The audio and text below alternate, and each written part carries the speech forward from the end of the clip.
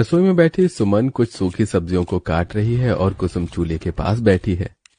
देवरानी जी, चूल्हा लीप बो दिया तो लगे हाथ चावल दाल धोकर बिठा दो ताकि खाना बनता रहेगा, सब्जी भी कटने वाली है। कुसुम संकोच करते हुए राशन के खाली डिब्बे में देखती है, उसमें अन्न का एक दाना भी नहीं था। जेठानी जी, किस चीज से खाना चढ़ाऊं? दाल चावल तेल मसाले सब कुछ खत्म हो चुका है। रसोई में राशन आएगा तब तो मैं खाना बनाऊंगी। पता नहीं दोनों भाई क्या कमाई करते हैं जो घर में एक महीने का राशन भी इकट्ठा राशन नहीं लाकर रख सकते। कुसुम की शब्दों में कुरकुराहट थी, क्योंकि गरीबी में शोभा के घर में रोज के लिए खुला राशन ही खरीद कर आता था, इसलिए अक्सर खाना बनाने में लेट लग जाता था और थोड़ा राशन आने के चलते दोनों बहू को अंत में आधा पेट खाना खाकर ही गुजारा करना पड़ता और कभी कभी तो उनके खाने के लिए एक और खाना भी नहीं बचता था। तभी मनोहर रसोई में आकर राशन लाने के लिए थैला मांगता है। कुसुम, राशन वाला थैला दे दो और एक बार बता दो राशन में क्या क्या लेकर आना है। सारा का सारा राशन लेकर लाना है।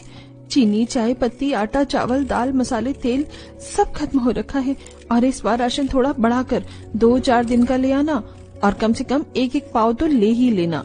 हमारा जितना बड़ा परिवार है उसमें एक टाइम बनाने में 1 पाव दाल लगता है। 100 ग्राम दाल में गुजारा नहीं होता। अरे आज क्या 1000 रुपए का राशन का बिल फाड़ने का मन है तो इतना सारा राशन लाने की फरमाइश दे रही हो। मेरे पास बस 200 रुपए पड़े हैं राशन लाने के लिए, इतने में जो आएगा ले आऊंगा।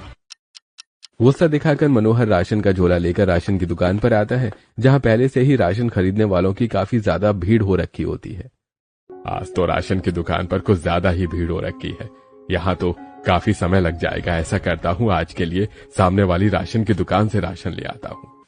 बिरजू की राशन की दुकान पर भीड़ देखकर मनोहर सामने के विनोद के राशन की दुकान में चला जाता है, जो कि हाल फिलहाल में नई खुली थी, जिसे देखकर बनिया बिरजू को पिनक चढ़ जाती है। अरे वैसे तो हरामखोर उधार खाने के लिए मेरी दुकान पर आता है और जब पैसे होते हैं तो सामने विनोद की दुकान से जाकर राशन खरीदता है। अब लेकर दिखाइए मेरी दुकान से उधार में राशन। आओ आओ भैया जी, बोलो क्या चाहिए। राशन का सारा सामान मेरी दुकान में मिलेगा। आटा दाल चावल चीनी तेल मसाले रिफाइंड घी गुड़ सब मिलेगा। अरे भैया जी, चावल आटा कैसे रुपए किलो है? दुकानदार बोरी में से थोड़े चावल के दाने निकालकर मनोहर को दिखाता है। ये देखो भैया, ये सबसे महंगी वाली कच्ची बासमती है, ये लग जाएगा 100 रुपए किलो।